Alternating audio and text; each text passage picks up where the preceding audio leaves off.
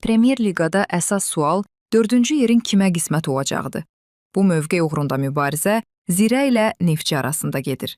Sona 3 tur qalmış Neftçi 50 xalla 4-cü, Zirə isə 49 xalla 5-ci pillədədir. Qalan oyunlara baxanda Neftçinin rəqibləri daha çətin görünür. Xüsusilə çempion Sabahla görüş həlledici ola bilər. Masazır təmsilçisi kuboku öz meydanında qaldırmaq və azarkeşləri qarşısında qalib gəlmək istəyəcək. Buna görə də bu oyuna ciddi yanaşacağı gözlənilir.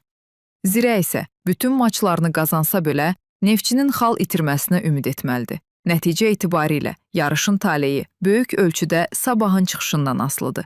Maraqlıdır ki, həm Neftçi, həm də Zirənin mövqeyi bir növ çempion komandanın əlindədir.